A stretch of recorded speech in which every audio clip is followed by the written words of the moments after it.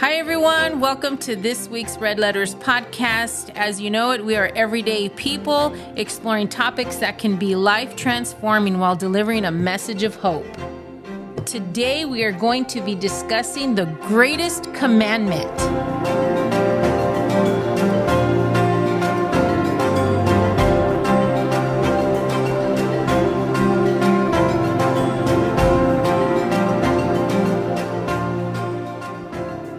As you know it, we have just finished talking about the 10 Commandments. And tonight I'm going to have Ruth read Matthew 22, verses 39 through 40. And we're going to talk about the greatest commandment.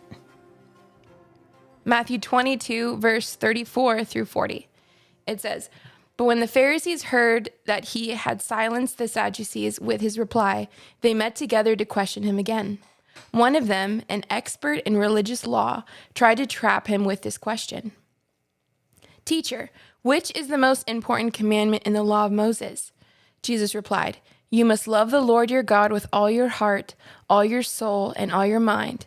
This is the first and greatest commandment. A second is equally important. Love your neighbor as yourself. The entire law and all the demands of the prophets are based on these two commandments.'" Pastor Tony, would you like to dive into this for us? Yeah, well, I know a few times we mentioned it throughout the previous 10 episodes that the first 4 commandments talked about our relationship with God and the last on the relationship with each other. And I thought it was so amazing because I know before we started recording, there was this little small debate whether it was 2 commandments or one greatest commandment. And I'm bringing that up on purpose because here Jesus says this is the greatest commandment, and it's amazing to see all 10 commandments plus all the other ones are all encapsulated in the greatest commandment, because the first half of this he's saying that let me see, it says you love the Lord your God with every passion of your heart and with all the energy in your being and every thought that's within you. So he's saying, okay, the first part of this is you have to love God. Then the second part, he says you have to love your neighbor as yourself. So it's so amazing that he puts those 10 in particular within the one, meaning he's including your relationship with God and then your relationship with your fellow brother or sister, however you want to call it, but with others. And I thought it was just so great that he puts it all into one. And he's saying, if you obey this, you'll actually fulfill the whole law. Wow. So it doesn't cancel out the law, it fulfills the law. And that's the part that I think is so amazing, because we brought this up a few times in some of the previous episodes because some people think, oh, the 10 Commandments is the Old Testament. We don't need to listen to that. Or, hey, let's just, go under grace. We've mentioned that a few times. But here Jesus is saying, no, everything that all the other commandments fall under this. So just like we mentioned multiple times that Jesus elevated what the commandments were, and here he puts it all in one capsule and says, here, this is what it is. Mm-hmm. So in this short paragraph, to love God, to walk out his love in and through you, having a right relationship with him will keep you in alignment with all your other relationships. Yeah. So it's just amazing how all of that is said within those 2 or 3 verses. Mm-hmm. And that right there, if you could let that be the what you're chasing, to always put God first and to be able to love your brother or love your neighbor as yourself, you'll do well. Yeah.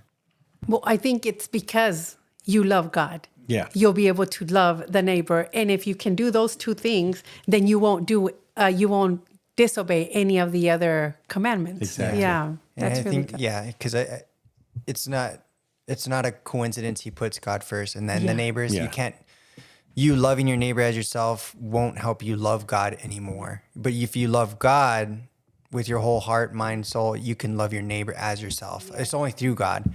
Mm-hmm. I think the second part of it is pretty self-explanatory. Like, I'll treat someone as if I want to be treated. I think that's like a golden rule, people say. But what does it mean to love God with your heart, mind, and soul? Because I know some verses says like your strength, all your strength. But what does it mean? Is it just like a narrative way of saying like just your entire being? I read something that I wanted to share. It kind of helps separate the three that you were talking about. It says, how do these differ yet work together? The heart is a passionate, emotional drive to love and serve God genuinely and wholeheartedly. The mind is to understand knowledge and to deliberate the choice to follow God's truth. The soul is the deepest part of your being, which is your life, your identity, your essence, offered in devotion and surrender. Now, how does this work in practice? It says, loving God with your heart means feeling love and desire for Him. Loving Him with your mind means thinking about Him, understanding His word, and trusting His wisdom. Loving Him with your soul means living out the love in every part of your being, surrendering your entire life to Him. So that's beautiful. It's maybe like it's a short description of the different areas within us that are compiled to be able to love Him with our whole existence. That's good. So it's a better way of kind of describing to love Him with everything within inside of you. It kind of puts it into different categories so we could kind of understand what he's talking about. Okay. Instead of just love God. Can you send me that? Yeah. Because that's a good breakdown of the three. Because I always, when I think of heart, mind, or heart, will, or they all kind of like heart, mind, and soul, it's a whole. I think of just surrendering, giving. Right. I don't think you're wrong. To simplify it, but it's good to know because I've never been asked that question. You know what I mean? I wanted to share something that I, because I've been reading a lot. But I also research because after I read, and I do not personally use AI because I still don't know how, but I am eventually one day, not today. I'm scared of it. I'm not gonna lie. But something that I saw when I was reading about the greatest commandment about God, the greatest commandment. It was because I didn't know, and that's why I told you guys. That's why I'm confessing that I've been reading a lot because I did not know that when Jesus came upon Peter and the other apostles when they were in the water for the second time, I thought this all happened the first few times, and I'm like, why is it so confusing to me? Why did Jesus come into the water again and says, throw the nets over? And they're like, we haven't caught anything. We're not going to listen to you. And then they realized it was Jesus, right? That's after he was crucified. I didn't know that. Oh, there's 2 times it happened. Right? Yeah. Right? Yeah. So I didn't know that. Yeah. And when I was listening to this, I think it was a pod. I don't know what I was listening to, but I was listening to something. I was reading on the 10 Commandments.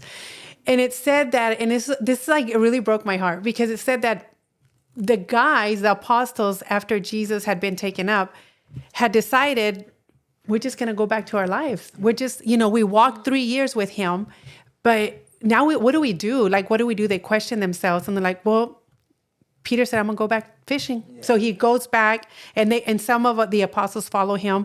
And then the next morning after being there all night, once again, like it happened in the past, they're fishing, they didn't get anything. And this time as they're coming out, there's a gentleman at the shore and he says, did you get anything? And they said, no. And if you remember the story, Jesus asked Peter, when they realized who he is, Jesus asked Peter 3 times, do you love me? Yeah. And I was like, because I always question that. Why did he ask it? Like, Jesus, everybody, like, in his heart that he loved you. Why was it that he kept asking him? But when I went and read scripture, it's like, if you love me as much as I love you, and what the commandment says, the greatest commandment says to love God with all your heart, mind, and soul, then you will love others. And it's something happened in that moment when Jesus left. I believe this happens to us. We feel lost and we stop walking out our calling and we cease to do the work that he called us to do. And we say, we love you so much. And yet I went back to doing whatever it is I was doing before. And I stopped making disciples of people with the love that you instilled in me to go and give to others. And I said, how many times don't we do this? And we say, we love you so much, Jesus. And we get on our knees in our lone place and I love you so much. And he's like, but what are you doing for my lost? What are you doing for the ones who don't know me? What are you doing for the ones who have turned away from the faith? What are you doing for the ones who are broken? Mm-hmm. Are you feeding my sheep? And it's like, no, because if you go back and read scripture, they went back to fishing. And it was like, this is not the type of fishing that I wanted you to do. You were supposed to go rescue the lost.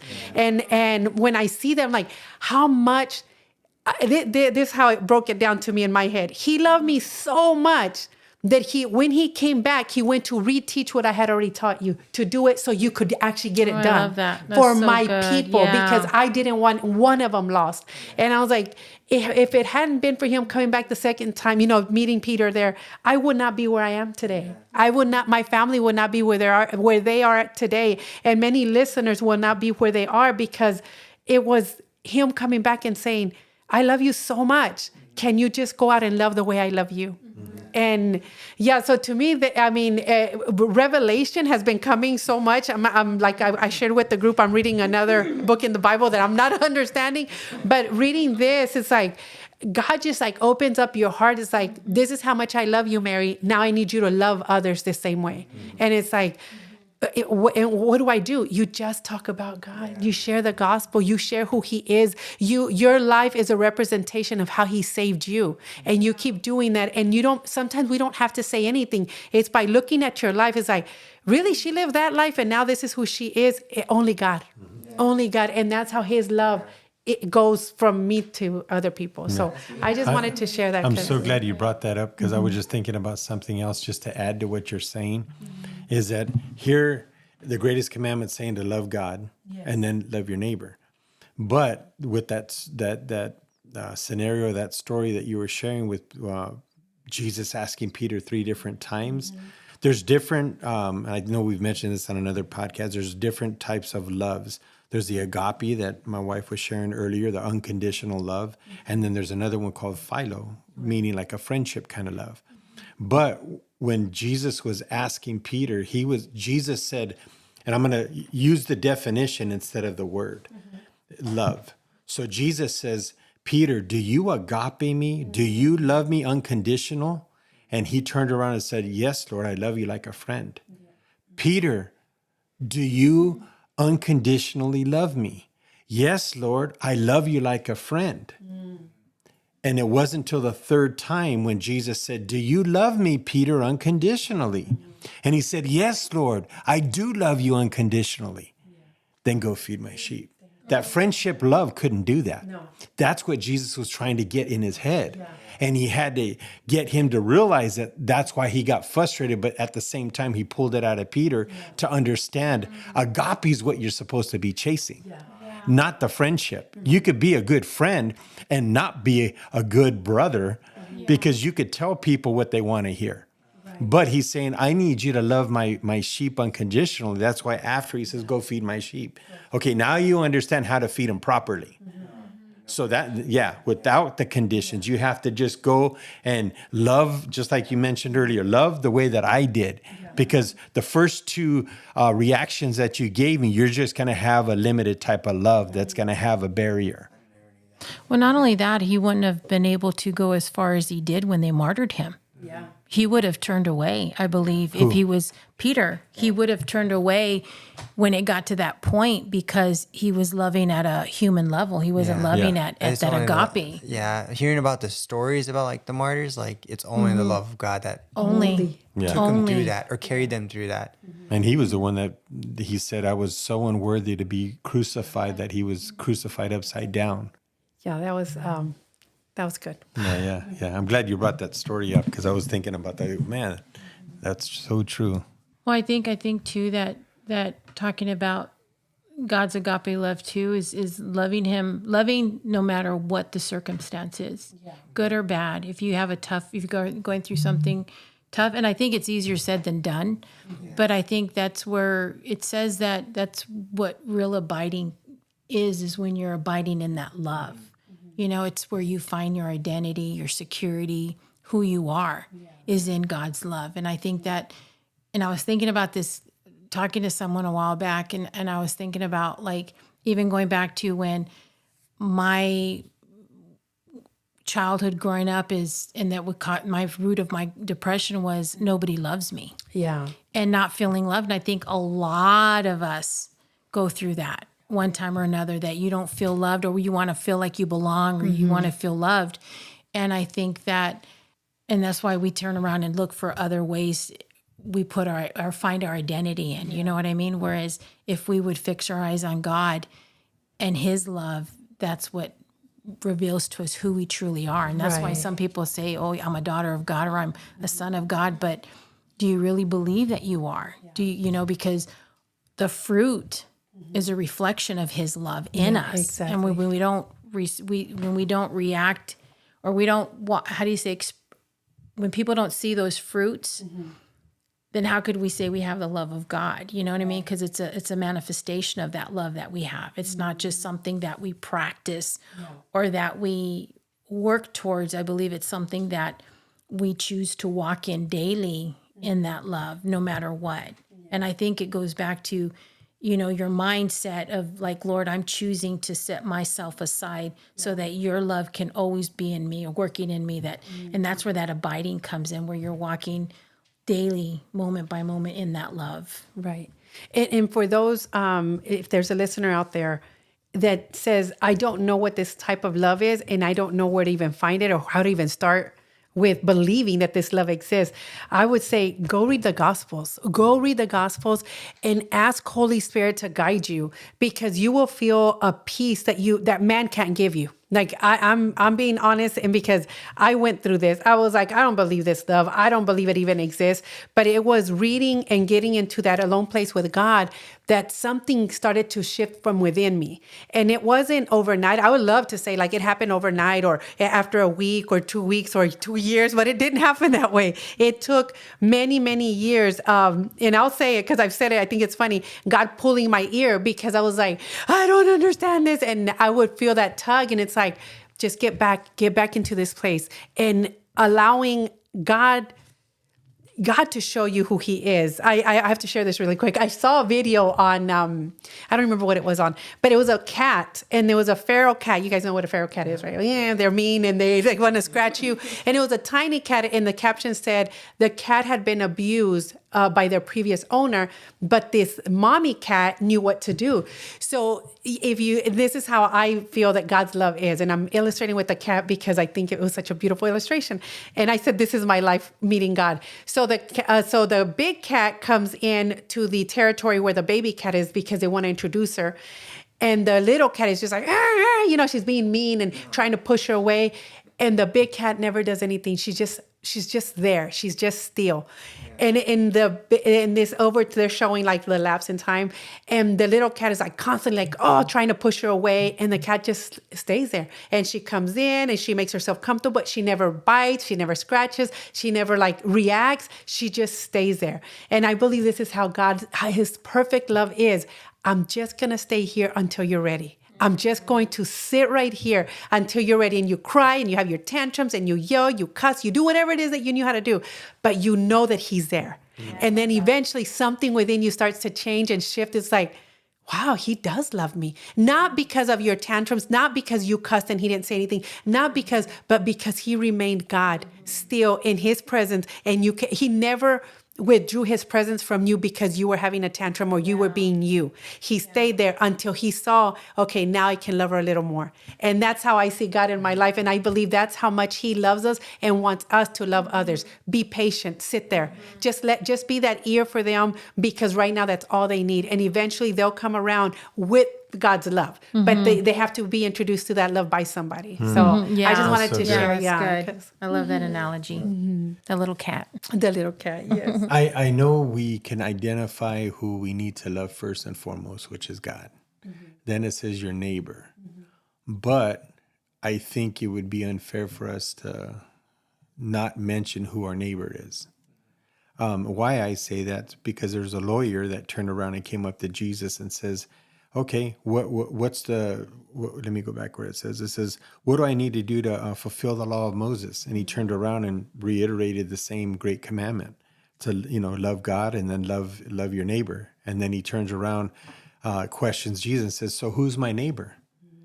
And I think that this is something that I think we should spend a couple minutes talking about, because I think it'll help drive home what our life is supposed to how our life's supposed to impact those around us. And that's when Jesus turned around and shared the story of the Good Samaritan, where he turned around and he says, okay, first there was a priest that came by, saw this guy on the side of the road getting beaten up by bandits. Then a Levite comes by. And then the third one, the Samaritan comes by. And the Samaritan was the one that was despised by the Jews and all of that. And he turns around and tells the lawyer, okay, so who was actually his neighbor? He says, well, the Samaritan. So sometimes, not sometimes, I think that too many times we are like that priest, or we're like that Levite, where we turn a blind eye to a need because it's inconvenient. It might cost something. So we turn around and avoid paying attention to a certain need because, like I said, it's inconvenient or it's going to cost us something, and we don't want to actually step out of our day-to-day life to make a difference in someone else's life. And one of the things that I thought was so amazing in that story, Jesus didn't say, oh, it was a believer on the side of the road. He didn't qualify the person. He just said there was a guy beat up by some bandits. So why I say that is sometimes it's easy for us to think that, oh, well, I don't mind helping to meet the needs of a brother or sister in the church, which I'm not trying to belittle at all. But how about the people that are harder to love? Maybe that's why you have to have that agape love. You don't always need the agape love with people in church.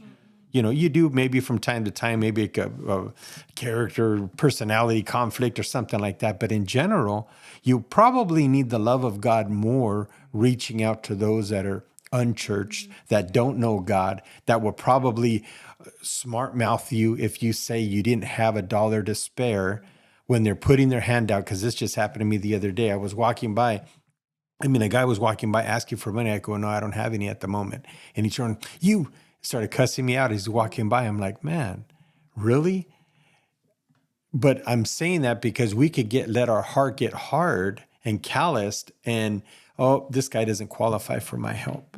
But Jesus said, when you do it for the least of these, you're doing it to me. Wow. We read that earlier. I think on the previous, I don't know if it was this podcast or the last week.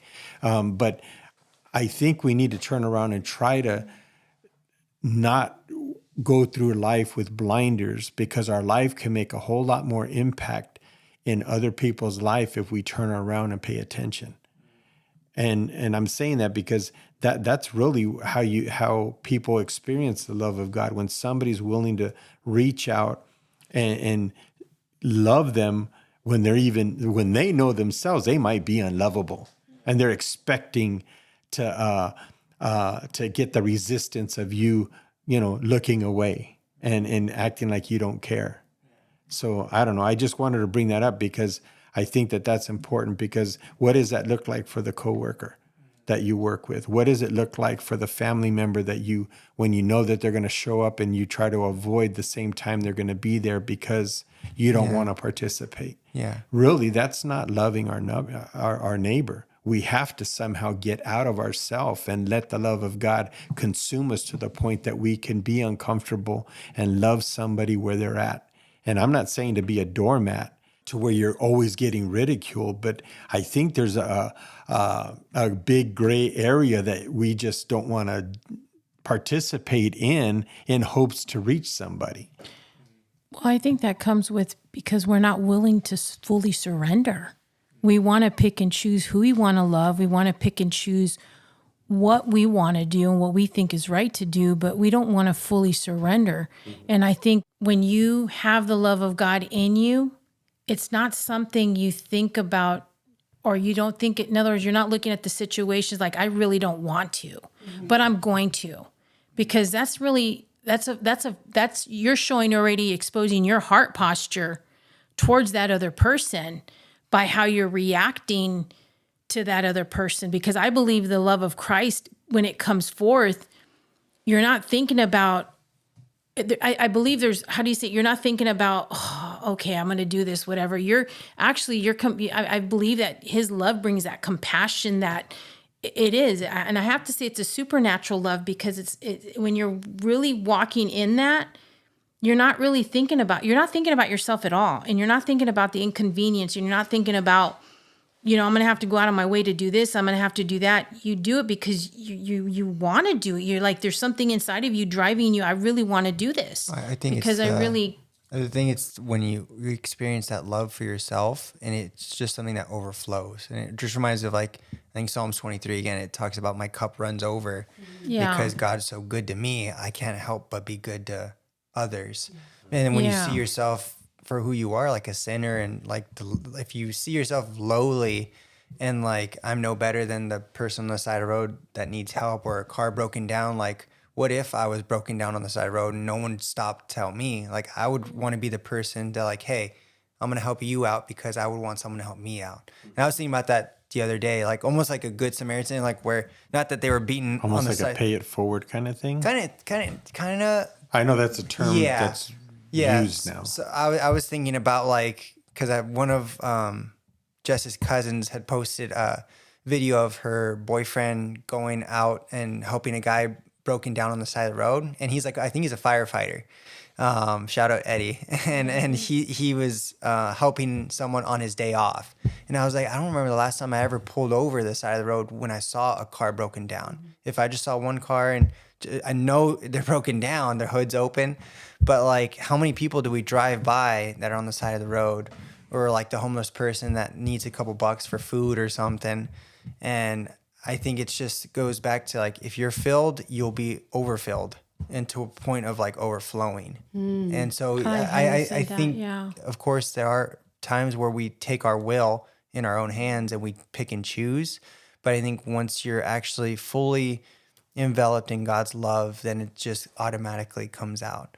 I think that's where, when we talk about prosperity and all these different added blessings that we receive, it comes when you're fully abiding. Because I believe what engulfs it is just fully abiding. Yeah. So when you're fully abiding in Him and you're in that place, then everything else is just an added blessing. Like it just comes. It's not something you have to work for. They're just, to me, they're gifts that God has given at our disposal for abiding in Him. It's part of the package, that we get when we're letting Him, we're surrendering to Him, and we're not hanging on to anything. And I think that's something He's been showing me these last few months, because, with not being able to see my oldest and my grandson now going on 5 months, it's like I keep hearing Him, because I've been going through that book, Way of Agape, and I've been doing my very best walking towards that. But the biggest thing for me, like the Lord's been showing me through everything, is like, I need you fully to surrender, meaning that you can't hang on to anything, because nothing belongs to you. Everything is mine. And I just want you to trust me with everything. And it's been hard, because I feel like ever since I've been walking towards that, I feel like the enemy has been attacking me in that area. And, but it's something that, more than anything, it's like, I want to be there. I want to get to that place, because the Lord is just like, I feel like He's saying, come on, Ida, you got this. I just need you. Come on, take some more text, but it's almost like, I feel like I'm walking almost like you're climbing up a mountain and you're one foot. Oh my God, it's going to be hard to let down. Oh my God. Okay, come on, I can do this. But then I feel as I'm going up that mountain, God is taking things off of me, and then there's some times where I go back and pick something up, and God's saying, no, He'll stop me. And He says, you need to put that back. You can't come up with that. You can't bring that with you, and it's like, so right now I feel like I'm in a season of God's been stripping me, and He's been, dealing with patience and pride and all these different things. And because I really do believe our calling, our purpose, because we always talk about, you need to find your purpose. But in reality, God showed us our purpose. And we always find excuses of not knowing our purpose, when the Bible clearly says what we're called to do. In the commission, and I believe we do find our purpose in His love, like, because everything else will just come as we surrender. And it's that surrendering, because we still want to hang on to stuff, but God's saying, no, I want you to empty everything out, leave everything at the altar. Don't take nothing back, because then I could use you. I'm not saying you can't be used unless you do that. I'm saying God can use you here and there. But if you want the fullness and you want the package, you want everything that God has for you in a good way, a right way, you know, because you love him. Not because, oh, I'm going to do it because I want this, Lord, or I want that. It's like I'm surrendering because I want all of what you have, Lord, because I love you and I want to be in your presence. I don't want anything else. And when you're in that place, I really do believe that, you know, we think that witnessing and all this stuff is hard to do. But I think when you go out there in this world, especially the world that is, because it says in the Bible, it says that even in this time that lawlessness will abide and the love of many will grow cold. And I feel like right now we're in a time where the love of many has grown cold and we don't love anymore. We hate, because all I see everywhere is lawlessness and hate. I don't see God's love. Even in Christians, I'm sorry to say it, you know, and I'll be first to admit that I haven't been perfect in that, you know, and I've given in, you know, to anger and frustration and things like that. But it's not too late. You know, you can repent, turn away from it and walk the right way, you know, walk towards his love. I think what you're saying when you're saying about abiding, the beautiful thing about abiding right now, and I was thinking of John, I think it's 14, where he talks about I'm the vine. It's we're the branch and he's the vine that we're connected to. And we don't get to choose who picks our fruit. Our fruit kind of just, we're not supposed to, because we're just a branch. We're just there producing fruit. And if someone comes up and like, hey, I need help or something, like, yeah, all right, yeah, here's some fruit. I know, of course, there might be gray areas. That's a good storybook for kids. Oh, yeah. But yeah, it was a thought that came to my head about Jesus being the vine, that we have no rights on who we give our fruit to. It's more of like who Jesus wants to give the fruit to. And that's our neighbor. That's so good. The person that we see on the side of the road, and the person that doesn't go to church, the one that go to church, it doesn't matter. Doesn't matter. And I think one thing that was cool about the story that Jesus shared about the Good Samaritan is he didn't say that the guy was stranded in the marketplace where everyone could see. Otherwise, the first one probably would have helped. Yeah. He said it was on the road to Jericho was a deserted Nobody's road. watching. Wow. So he's pretty much saying like this guy knew his neighbor and he treated him like a neighbor in obscurity when nobody could even give him the credit. Wow. And I thought that was so cool because that's really when you're doing it with the right motive. That's really otherwise good. You're trying to get, you know, maybe that's why it's easy to love those in church, because it's easy to get the credit. Yeah, that's sister so and so or brother so and so is going to tell the pastor da da da da, and that pets our ego. Yeah. I feel like you pointing that out. I feel like Jesus is such a wordsmith. Like he thinks of everything. All the like details. Yeah, I never caught that. That's crazy. I never thought about it till right now. I was like, wow, that's cool. Yeah. Any other thoughts regarding the greatest commandment? No, I think, yeah. So we know the greatest commandment is to love God with all your heart, all your mind, all your soul, and to love others. It's not that difficult, people. I mean, it is, but come on, we can get it together. But thank you so much for tuning in. We really appreciate you, and we can't wait to talk to you again. So this wraps up season 6 of Red Letters Podcast. Feel free to comment on our social media platforms what you guys want to hear next. On behalf of our entire team, we can't thank you enough, and we appreciate all the support you've given us over the years, from the kind words to the shout outs on social media, and we can't wait for this upcoming season. So we just want to say God bless and thank you.